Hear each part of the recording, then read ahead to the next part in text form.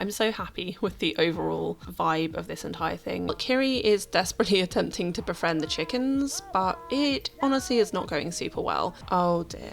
Callow, my poor sweet son. Hello from the void, it's Rose. Welcome back to my channel and to the apocalypse. In our last episode, we had the twins' birthdays, so we now get to find out what it's like to have kids in the apocalypse. Not super fun, I would imagine. But what is fun, if you enjoy my channel and you're here a lot, hi first, but also would you like to make me a sim, because I'm going to be starting a new challenge which is going to be a Saints and Sinners Bachelorette challenge. This is a reboot of something I did back in 2016 for Sims 3, so if you would like to make me a sim, drop me a note in the comments and check out the short I posted on my channel earlier this week and find out more, and we will get to it. Other than that, let's go play Sims.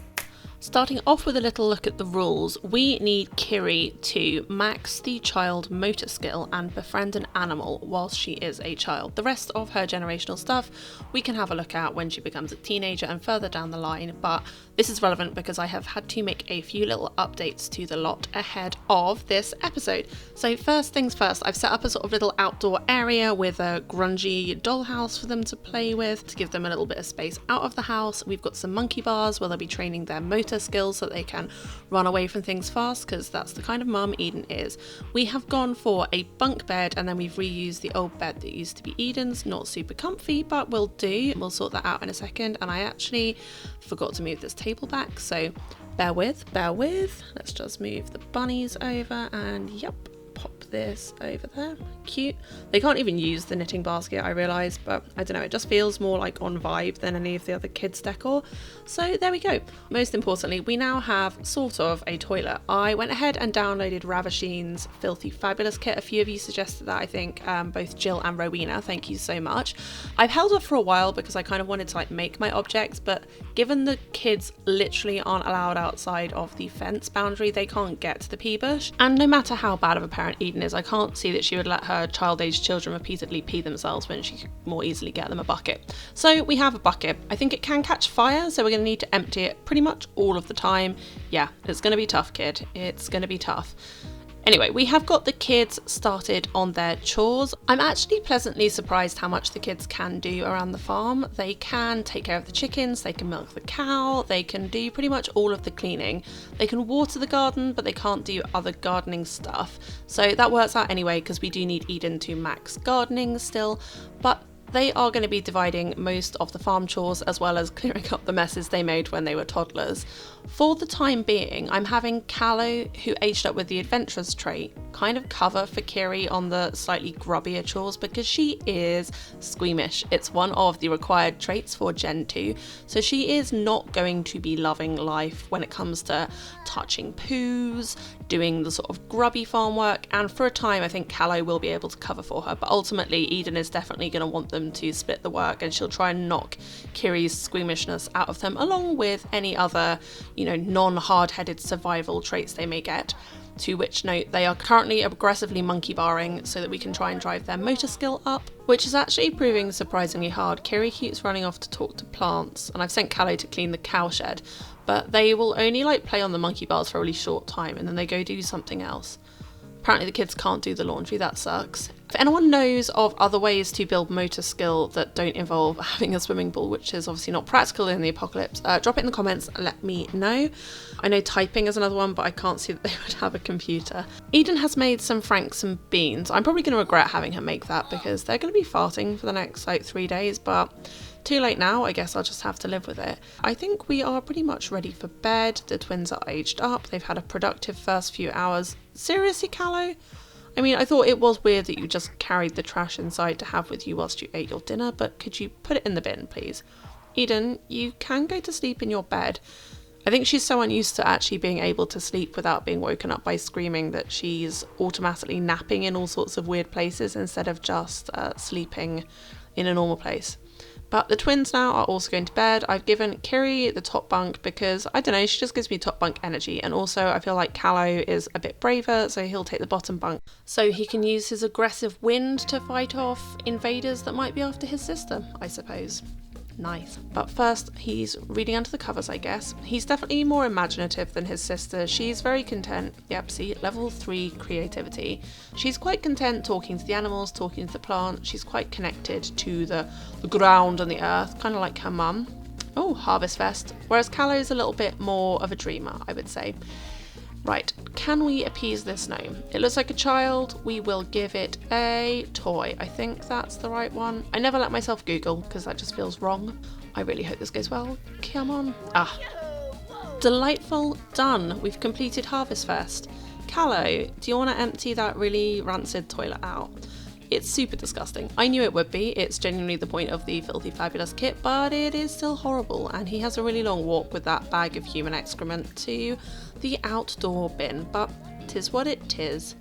Meanwhile, Kyrie is desperately attempting to befriend the chickens, but it honestly is not going super well. She might feel more attuned to the garden, but the garden is, at this point, not attuned to her. And she's having a really tough time because she is squeamish, so she is just quite miserable anytime she has to touch anything dirty, and pretty much everything in this save is dirty in some way. Oh no, Callow pissed his gnome off. It did not like its pie. Rude. I would like a pie right now. Someone called Nesta Lou is friends with Eden? I don't think so. We're going to cheat that away because there is no reason you should know anybody named Nesta or anything else. Set relationship value. 0. Nesta is dead to us. Oh, what? Oh dear. Callow, my poor sweet son. He has been electrocuted. The gnome would not accept his apology, but he did gain empathy from being electrocuted, so yay, I guess. We'll give it a while and then maybe we'll let someone else go see if they can make that gnome a little bit less angry. We also need to try and find a gnome for Eden to appease because we don't want her to get a sad moodlet unnecessarily. There's plenty of sad moodlets she can get from just living her life. Oh, and just call me Madam Observant, literally a gnome right there. Well, we know this one doesn't like pie, so let's try fruitcake. You like fruitcake, sir? Well, fortunately he does, so we don't have 2 angry ones, although do you think getting the gift right for that one will make the other one angrier? Food for thought. In the meantime, we can once again take some time to appreciate the absolutely impeccable apocalypse vibes. I honestly could not be happier with how this save looks, between the amazing build I got to use, the apocalypse save file, werewolves, the Filthy Fabulous kit, a few other bits of CC. I'm so happy with the overall vibe of this entire thing. It doesn't look like any of my other saves, and that makes me super happy. And these guys super bummed out because it's the apocalypse, but I just love it. Right, I wonder what little Kyrie is doing. Kyrie, why can't I find you? Where are you? Oh, you're hiding behind the fridge. Okay, will you please go in and plead with your brother's gnome for forgiveness? The other gnome liked you, so maybe this one will too, and then you can clear up that trash, which you will hate. Oh, please, Mr. Gnome, I'm just a poor apocalypse child. Did that work? What? Oh. No. That's 2 for 2. My poor children. They're going to be very empathetic and quite electrocuted too. Oh, and it sounds like something has been broken in response to that. The sink, by the sounds of it. Right. Well, I guess that's probably enough of whatever it is Eden's doing. Eden, will you please come and fix the sink? Again, it's been broken multiple times today, which is probably the gnomes. But at least it's helping with her handiness skills, so silver linings. What a...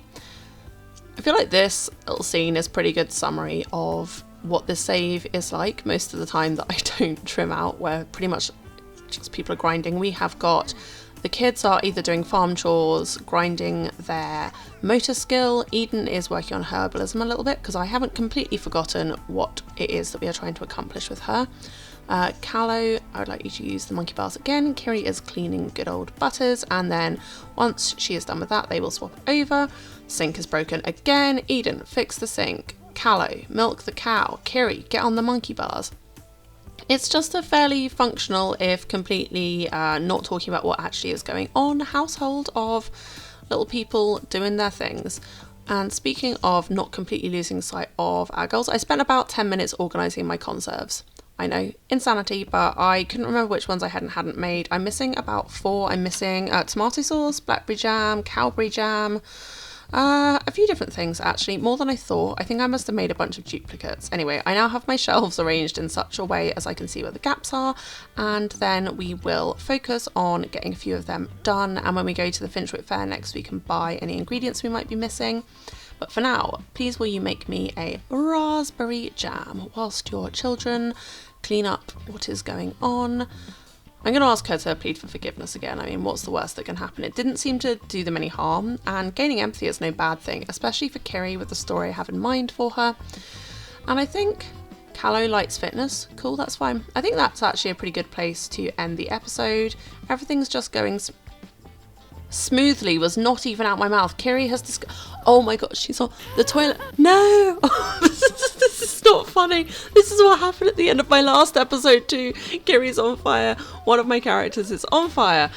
To give Eden credit, she did get that out much faster than Mac managed with Edie. But is this seriously the game being like, no, you may not stop playing, because if you do, we will set your characters on fire? Apparently Eden is now Kiri's hero. So I guess silver lining to, again, fire. Why? Right, we're done. We're done here. I'm finished. We'll see you in the next episode where hopefully there will be less things on fire, but probably not.